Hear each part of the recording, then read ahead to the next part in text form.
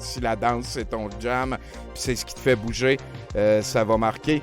Ça va marcher. Sinon, non, le cabaret n'est pas annulé, rien du tout. Là, on peut quand même être 40 à 45 personnes au brouhaha, c'est la moitié.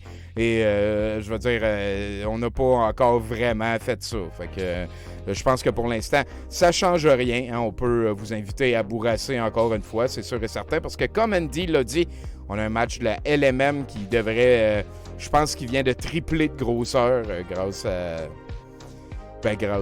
grâce à Omicron, il n'y a pas de surprise. Donc voilà, hein, j'ai 2 clips ici de Anal Information collés. C'est un montage Elga de une de ses capsules récemment parce que ici, le 15 décembre 2021, Anal Information a fait une émission d'1 heure dans laquelle elle est super contente du retour de Donald Trump, de la note murte qui s'en vient bientôt. Donc voilà, hein, ça devrait être très intéressant. On va parler aussi d'Elon Musk. Après ça, Daniel Gingras, qui est un petit peu un nouveau. Je ne l'ai pas écouté. On va le découvrir ensemble. Je ne l'ai pas écouté. On verra ce que c'est. C'est un clip public que j'ai trouvé en public. Ici, on va revenir sur le Doctoton qui est arrivé en fin de semaine. C'était 24 heures de sauce livrées pour vous sur Odyssey, Rumble, toutes les plateformes admises. Ça inclut en début de ça, en fait, c'est qu'ils nous présentent le show, les organisateurs, c'est-à-dire Jean-Jacques Crèvecu puis une autre madame.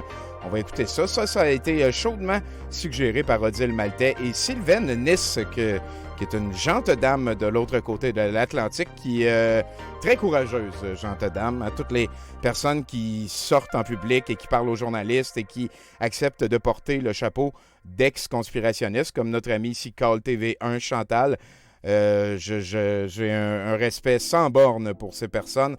Et je pense que collectivement, c'est important aussi de le démontrer, cette espèce de respect qui pourrait aider d'autres personnes à décrocher de la bullshit, à revenir. Le consensus est assez fort pour pardonner à ces personnes-là, tout comme le consensus est assez fort pour passer par-dessus le fait que Legault a fait des promesses qu'il n'avait aucune idée qu'il était pour pouvoir maintenir, que Legault a fait des promesses qu'il n'a pas vraiment le choix de virer de bord présentement parce que voilà, le nouveau variant est inquiétant, les choses se passent. Oui, mighty respect à Call TV Chantal, c'est un processus, ma chère, et je suis très content que tu aies vécu ça avec nous, que tu nous aies permis de vivre ça avec toi.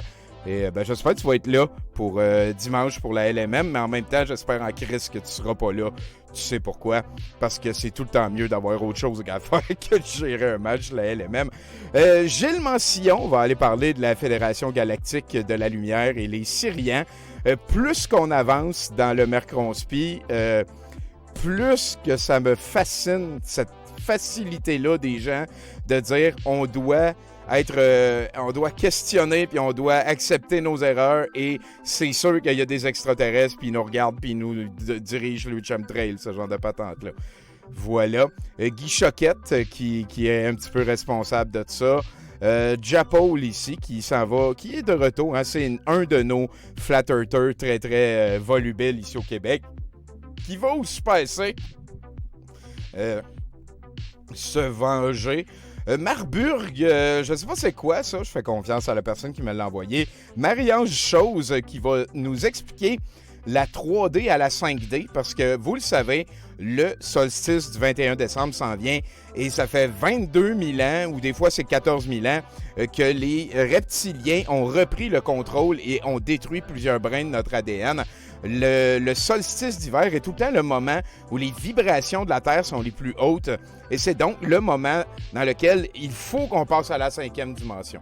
On passe de la 3D, on vibre tellement, là, on se ramasse en 5e puis tout va mieux. Donc elle va nous en expliquer un petit peu. C'est un concept qui reste encore très vague. Hein. C'est très, très, très vague. Ça, je ne sais plus c'est quoi. TVA Poubelle, on verra. Programmer ses pierres au pendule, purifier et recharger ses pierres au bol tibétain. Un petit 13 minutes qui m'a été suggéré par Smack the Great, qui est un de mes pushers les plus prolifiques, avec Elga et Olaf, hein, bien entendu. Un Rambo Gauthier, un montage ici, 10 minutes 30 de « je suis pas complotiste, mais de toute beauté ». Et on termine, là, sûrement, je vais mettre Joël Hamel Hogg avant, qui nous parle de bullshit. Là, lui, il gère ses réseaux sociaux ces temps-ci.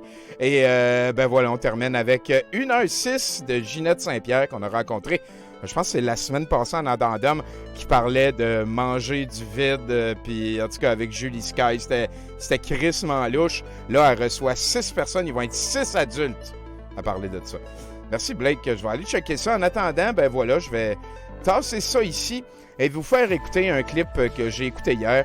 Je pense que peut-être de manière éditoriale, totalement mon opinion. Il ne faut pas chercher plus loin que ça. Je pense qu'on a trop attendu avant.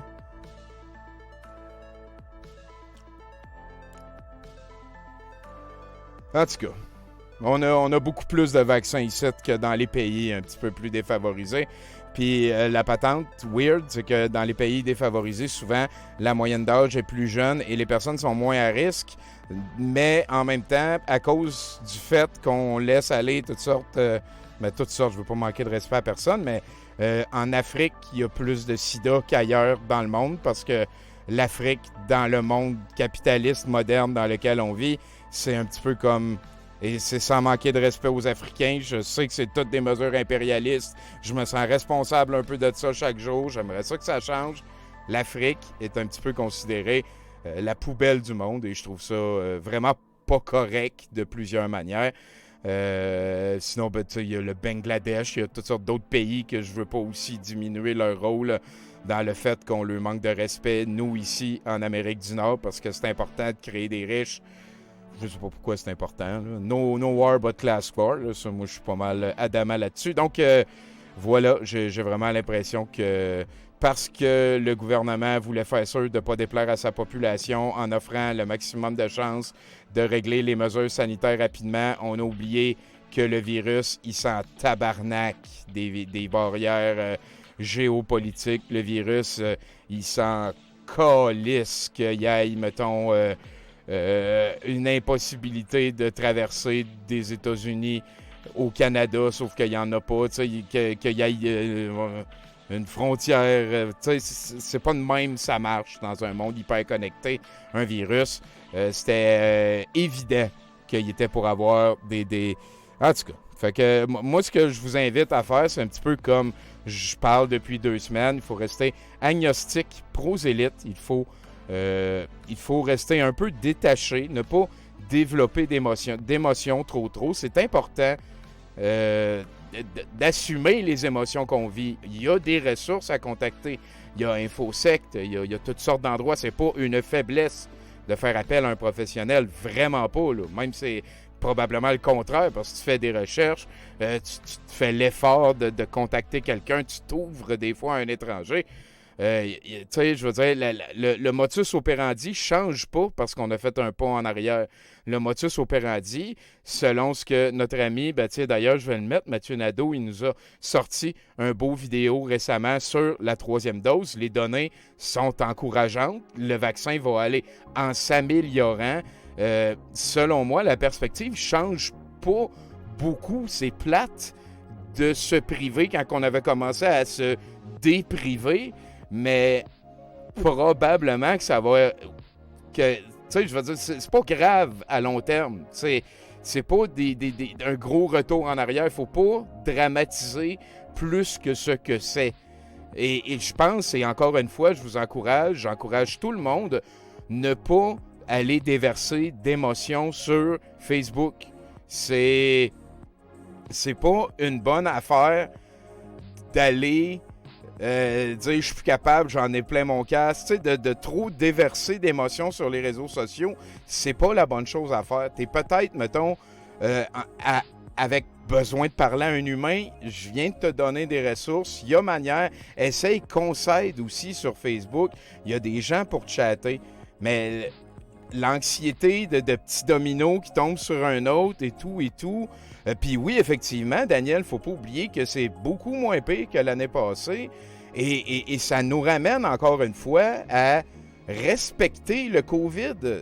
Le COVID, c'est un des ennemis à l'humanité les plus formidablement équipés pour veiller tard. C'est hallucinant le fait qu'un virus qui est des fois asymptomatique et contagieux puisse être mortel chez d'autres personnes. C'est une arme évolutive incroyable.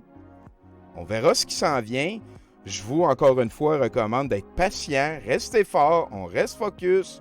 Je veux pas que vous niez votre bummed out ou vos émotions négatives. C'est vraiment pas ce que je suis en train de dire. Ce que je suis en train de dire, c'est que on est des adultes, on est patient, faut qu'on soit fort pour les autres qu'on aime. C'est pas en allant déverser nos émotions sur Facebook qu'on va faire notre possible et qu'on va faire ce qu'il faut qu'on fasse. Ce qu'il faut qu'on fasse, c'est regarder vers l'avant. Le plan n'a pas changé. C'est juste qu'on ralentit un petit peu. C'est tout correct, là. Puis, je veux dire, je suis pas en train de nier le fait qu'à un moment donné, il va y avoir une goutte de trop aussi, mais j'ai vraiment pas l'impression que c'est là. J'ai vraiment pas l'impression que de réagir de manière collective, efficace, ordonnée, rapide, concertée, patiente envers un nouveau variant de ce virus qui a tué tellement d'êtres humains dans la dernière année. J'ai vraiment pas l'impression qu'il faut voir ça comme négatif. Je trouve ça fantastiquement cool, moi, le fait auquel... comment je pourrais dire, ça ne sera pas une mesure populaire, là. C'est probablement pas ce qui va aider François Legault de se faire réélire et Duhem va capitaliser là-dessus. C'est pas non plus nécessairement bon pour l'économie. Puis voilà, tu sais, j'ai l'impression que c'est une mesure scientifique en fonction de données scientifiques. Et je suis content d'habiter dans une civilisation qui respecte assez ses plus vulnérables pour mettre pause pendant, je sais pas, 1, 2, tu sais, je sais pas, faut pas avoir de date parce qu'à toutes les fois, on finit déçu. Fait que je comprends, tu sais, c'est super moche, mais on est assez fort pour passer au travers. Ça va être correct, là. Ça fait 1 an et demi qu'on se fait chier. Ça va être correct, je vous le garantis. Tu sais, faut juste... voilà. Si vous avez besoin de parler, I'm all in. Faites attention aux réseaux sociaux. Déversez pas vos émotions là-dessus. C'est probablement le fond de mon message et je vous relis avant d'aller dans les 2 clips que j'ai joués hier, que je trouve encore plus pertinents aujourd'hui avec l'annoncé le revient-dû des mesures. Ce que j'ai donc dans mon texte d'hier, j'ai dit « Si on avait plus respecté le COVID, on aurait moins eu besoin de vaccins pour nous. Si on avait eu moins besoin de vaccins pour nous, il y aurait eu plus de vaccins pour les pays défavorisés. S'il y avait eu plus de vaccins pour les pays défavorisés, ces mêmes pays seraient moins devenus des incubatoires à variants. Si les pays défavorisés étaient moins devenus des incubatoires à variants, il y aurait eu moins de variants. S'il y avait eu moins de variants, on aurait moins de mauvaises nouvelles COVID-wise cette semaine. Peut-être. Fait que l'humanité s'est rendue connectée. Faut arrêter de penser que ce qui se passe au Mali, c'est pas dans ma cour. Faut arrêter de penser comme ça. C'est probablement une des leçons de Omicron. Là-dessus, je vous souhaite une bonne soirée avec nous. Avant d'aller dans la sauce, on va aller regarder 2 clips intelligents. Je vais commencer par un peu d'humour.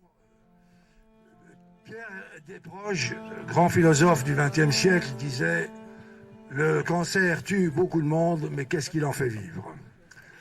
Et donc, si on reprend ça avec la Covid, on peut reprendre que la Covid tue beaucoup de monde, mais qu'est-ce qu'il en fait vivre? C'est le moment de lever les brevets. Quand? Aujourd'hui, maintenant.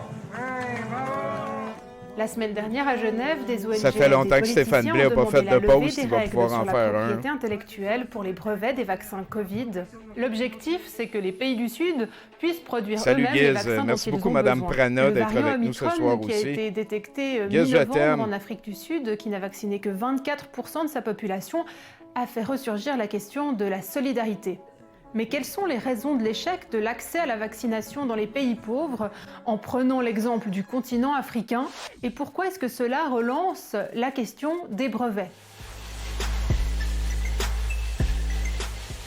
Au départ, les choses avaient été bien pensées. L'OMS a mis en place un système pour garantir l'accès équitable aux vaccins, le dispositif COVAX. Le but était de négocier en commun avec les laboratoires pharmaceutiques pour éviter que les pays se fassent concurrence. Mais en février 2021, au moment de la livraison des premiers vaccins, les pays les plus riches ont précommandé la majorité des vaccins disponibles. Le directeur de l'OMS, ouais, non, qui est éthiopien, j'ai pas Tedros encore été Adhanom voir. Ghebreyesus, a J'étais condamné en train de faire un l'égoïsme éditorial des pays les avec plus mon... riches. If ouais, solidarity ok, je is not l'ai. working, On a if trouvé there is lumière. one word fuck. that can explain it, I'm sorry to say this, but I think anybody Bon, can ça see sera la that semaine it's prochaine. greed. Alors que le continent africain devait recevoir Merci tout le 600 monde de millions m'avoir de trouvé doses ça. par l'intermédiaire du système COVAX d'ici la fin de l'année, ce qui aurait permis de vacciner 20% de la population, il en aura reçu au mois de décembre 240 millions. Une des raisons de l'échec de l'accès au vaccin pour les pays du Sud, c'est le manque d'anticipation. En mars 2021, alors que les 3/4 du dispositif COVAX devaient être assurés par l'Inde avec des doses du vaccin AstraZeneca, face à l'ampleur des cas au sein du pays, l'Inde a dû stopper ses livraisons et garder les doses pour elle. Aucune alternative n'avait été prévue, ce qui a retardé les livraisons. Plusieurs pays ont alors fait des dons de vaccins au système COVAX, mais le système d'approvisionnement n'a pas toujours bien fonctionné. Par exemple, des dizaines de milliers de doses sont arrivées périmées et ont été détruites. Voyant que le dispositif COVAX serait de toute façon insuffisant pour immuniser leur population, les pays africains ont créé leur propre système d'approvisionnement à travers l'Union africaine, qui a annoncé le déploiement de 400 millions de doses de vaccins. Pour mieux visualiser, prenons l'exemple du Togo. Le pays a dû passer par 3 mécanismes pour obtenir des vaccins. COVAX, l'Union africaine et un accord direct avec la Chine. We want to buy from those same manufacturers. But to be fair, those manufacturers know very well that they never gave us proper access. En octobre 2020, l'Inde et l'Afrique du Sud ont déposé une motion auprès de l'Organisation mondiale du commerce pour demander de suspendre temporairement les brevets et permettre Ça à aurait plus été quand même pas mal d'entreprises de blood, se ça. lancer dans la production de vaccins. Oui, Mais la Kodrack, Commission je l'ai dit, européenne je vous s'y est mettais opposée. 2 clips qui Didier est encore Chambevet, plus qui pertinents représente la position présentement de la qu'on Suisse a à écouté hier. l'Organisation mondiale du commerce, souhaite, tout comme l'Union européenne, le maintien des règles de propriété intellectuelle. Notre position, je sais, elle n'est pas populaire. On considère que la position est rationnelle et qu'elle n'a pas à voir avec la défense de l'industrie pharmaceutique, mais avec la défense d'un système, qui est un écosystème de partenariat entre le privé et Ah le oui, on public, était loadé de qui boudreaux repose de sur la Noël. protection de la propriété De intellectuelle. Noël. Et on constate aussi que ce système a permis de produire en une année 12 milliards de doses de vaccins uniquement contre la Covid. Une motion demandant l'accès aux vaccins pour tous a été rejetée par le Conseil national au mois de juin. Lever toute propriété privée sur les brevets et aider les gouvernements du Sud à mettre en place une politique de vaccination sans discrimination ni limite liée à l'argent, cela devrait être une évidence. Des personnes me disent, mais enfin, on a quand même honte d'avoir notre 3e dose alors que les pays You du bet, Sud Kafka, là, on a vu n'ont pire, pas man. eu, ne On a vu serait-ce pire, même c'est- pour certains, leur première dose. C'est Et, comme en s'il fait, avait ça neigé le souligne 4 l'idée avril puis qu'il y qu'on aurait pensait une que c'était pénurie. fini. Il n'y a pas de pénurie. Le problème, c'est le fait de vouloir faire un maximum de profit sur les territoires qui payent un maximum d'argent pour Voilà. pouvoir le faire. Voilà. Pour faciliter l'échange de savoir, Ça va l'ambassadeur mal suisse vieillir en à l'OMC tabarnak. préconise de mettre Ça, en place ça, des s'il y a une licences manif volontaires, contre des cette accords entre un attitude-là, moi, y inventeur et aller. un producteur à certaines conditions. La levée de la protection de la propriété intellectuelle n'aurait pas permis de produire une seule dose de vaccin supplémentaire avec la qualité requise. Il faut Ouais. coopérer avec celui qui a inventé. Pourquoi est-ce que Ouais. l'inventeur irait coopérer avec celui qui veut le chipper sa propriété? Si votre partenaire du Sud Ouais. va vouloir vendre le produit à un prix Ouais. bradé sur le marché du Nord, ça n'ira Ouais. pas. Ouais. Vous êtes obligé d'avoir l'exclusivité sur le marché du Nord pour Ouais, mais maintenir monsieur, une marge de on- profit On parle de pour vous vie, permettre de là, financer puis- votre investissement. Ouais. Donc, c'est ce qui est réglé dans ces contrats de licence volontaire. Ouais, non, Il j'aime faut pas que ça les ce pays qu'il dit, pauvres lui. payent J'aime un vraiment prix pas très ça bas, ce qu'il dit. qui ne comprend pas les coûts de la recherche, et il faut que les pays riches payent un prix plus Ben élevé oui, pour comprendre les operating coûts de la up, recherche. ça... À l'heure actuelle, je suis l'Union sûr, européenne a moi puis vacciné Mel environ Goyer, on 70% serait à de cette sa population manif-là. et propose déjà une 3e dose. L'Afrique, quant à elle, a vacciné pour l'instant 7,5% de sa population. Le manque de vaccins dans les pays pauvres a aussi des conséquences pour les pays riches. Le puisque COVID de va nouveaux devenir variants endémique, là. apparaissent C'est pas là un où le problème virus à long circule terme. le plus. C'est un Or, problème ces à nouveaux court et variants moyen pourraient un jour terme. être résistants aux vaccins déjà administrés. Et notre bon chum Mathieu Nadeau-Vallée, Troisième dose. quel À quoi ça pertinage sert? Il y un a 2 homme. études provenant d'Israël qui sont sorties aujourd'hui. La première, c'est celle-ci. Environ 1 million de participants. On compare des gens 50 ans et plus, 2 doses versus 3 doses. La 3e dose a une efficacité de 90% à prévenir la mort. On le voit ici, en bleu, 3e dose, en rouge, juste 2 doses. Ils ont aussi mesuré l'efficacité pour prévenir l'infection, 83% efficace. Prochaine étude, aussi publiée aujourd'hui. Ici, près de 5 millions de participants de 16 ans et plus. Un groupe a seulement 2 doses, un autre groupe a 3 doses. Dans ce deuxième groupe-là, ils ont fait 2 analyses. La première, ils attendaient au moins 12 jours après la troisième dose. Puis dans la deuxième analyse, ils attendaient 3 à 7 jours. Chez les 60 ans et plus, le risque de faire une maladie sévère était de 6,5 fois moins grand après 3 à 7 jours de la dose et de 18 fois moins grand après 12 jours de la troisième dose, par rapport à des gens qui ont juste eu 2 doses. Parmi les 40 à 60 ans, cette fois-ci, le risque de développer une maladie sévère était 3,7 fois moins grand après 3 à 7 jours de la troisième dose et 21,7 fois moins grand après 12 jours de la troisième dose. Une grande diminution dans la mortalité aussi. Ici, on parle de taux d'infection. Chez les 16 à 29 ans, environ 20 fois moins d'infection. Chez les 30 à 39 ans, environ 10 fois moins. 40 à 49 ans, environ 10 fois moins. C'est similaire pour les autres groupes. Désolé, lui est à l'envers. 288 morts chez les 60 ans et plus dans le groupe 2 doses versus 34 dans le groupe 3 doses. Pour ceux qui se demandent s'il y a plus d'effets secondaires, le profil d'effets secondaires semble essentiellement le même.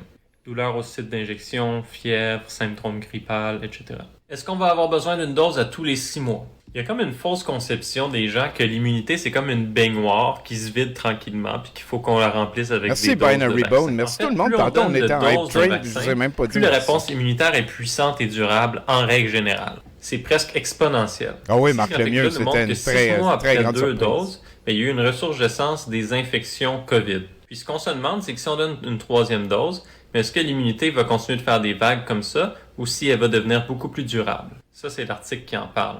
En gros, on n'est pas sûr, mais il y a des bonnes chances qu'elle devienne beaucoup plus durable. Quand on reçoit une dose, il y a au moins 2 choses qui se produisent. On produit plein d'anticorps, puis on forme des cellules mémoire. Les anticorps, c'est ce qui nous protège d'être infectés. Dès que notre corps va rencontrer le virus, il va se faire attaquer, puis on ne sera pas positif.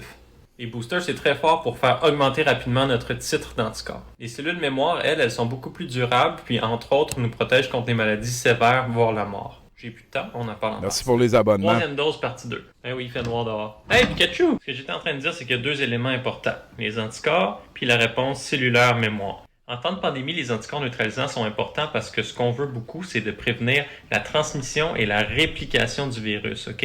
Pour diminuer le risque de mutation et de génération de variants. La troisième dose est excellente pour ça, puis surtout dans un temps où on a un nouveau variant très contagieux, le Omicron. En plus, la troisième dose a aussi un impact sur la mortalité puis les maladies sévères, ce qui est surtout l'autre côté de la médaille, c'est-à-dire la réponse cellulaire mémoire. Ça, c'est essentiellement ce qu'on appelle des lymphocytes T CD8+, mais là, ça devient un petit peu compliqué. La réponse cellulaire est probablement beaucoup plus durable que juste d'avoir un gros titre d'anticorps dans notre sang. Puis c'est important parce que quand on va être malade, on ne va pas nécessairement inonder les hôpitaux, surtout quand on est en pénurie de soignants. Puis pour ceux qui disent qu'on va avoir un vaccin par année comme pour l'influenza, mais je vous réfère à mon vidéo qui compare l'influenza à la COVID. C'est un virus qui est beaucoup plus mutagène que la COVID pour plusieurs raisons, puis j'en parle de long en large. Bon, maintenant on va parler d'Omicron. On a des nouvelles données de Pfizer qui démontrent qu'une troisième dose pourrait neutraliser ce nouveau variant-là. La troisième dose augmenterait notre taux d'anticorps contre le Omicron de 25 fois, ce qui serait similaire au titre d'anticorps d'une personne qui a 2 doses contre le tout premier variant. Puis on sait que dans ce contexte-là, c'était très efficace. Pour ce qui est de la réponse cellulaire mémoire des lymphocytes CD8+, dont je vous ai parlé, qui elle est responsable de nous protéger contre la maladie sévère, et on sait que 80% des endroits reconnus par les lymphocytes T sur la protéine Spike sont présents avec le variant Omicron. Il y en avait 100% avec le premier variant, il en reste 80% avec Omicron. Ce qui suggère que le vaccin pourrait demeurer efficace pour prévenir les maladies sévères. Déjà que des données préliminaires en Afrique nous montraient que le variant Omicron est peut-être pas aussi dangereux que le Delta. Pourquoi c'est important d'aller chercher notre troisième dose pour Omicron? Ces données-là suggèrent que les anticorps qu'on a développés avec les vaccins sont 41 fois moins puissants contre Omicron que contre Delta. Vous pouvez trouver ça ici. S'ils sont moins puissants, ça en prend plus. Je vous encourage à aller voir ce TikToker-là, il s'appelle Brain Surgery Dropout. C'est un scientifique qui en laboratoire, il a lui-même dosé ses anticorps avant puis après une troisième dose de vaccin. Ça, c'est le résultat. On voit beaucoup une idée circuler dans les médias sociaux. Ben d'accord, l'idée que Chantal. Omicron n'est pas du tout dangereux et qu'ainsi, il faudrait tous s'y exposer pour développer une immunité. Ce qui m'inquiète dans cette idée-là, c'est que c'est un variant extrêmement contagieux. Si on lui laisse carte blanche pour se transmettre et se répliquer, on va juste créer plus de variants. Plus un virus se réplique, plus il y a des chances d'introduire des erreurs dans son code génétique, plus on crée de variants. d'où l'idée d'une 3e dose pour Omicron. C'était beaucoup d'informations en pas longtemps, mais bon, voilà, ça nous amène dans notre addendum au Mercronspi d'hier. Il va y avoir une petite... finalement, il va en avoir moins que je pensais de clips sur le Prana, mais on va y revenir la semaine prochaine. Il y a des gens qui m'ont envoyé, merci beaucoup à Dave, Fredge, Frog plutôt, et Smack the Great encore une fois.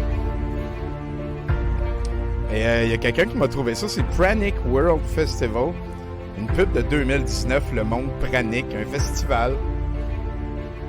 Il devait pas avoir beaucoup de kiosques à nourriture.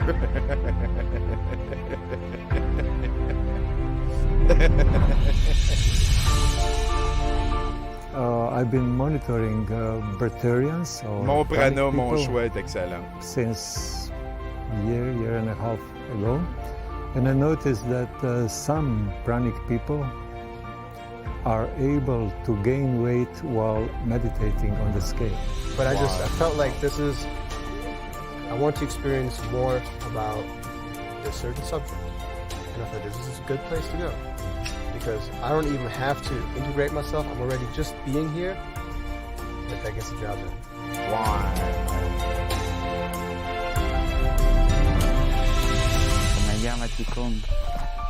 Buongiorno a tutti.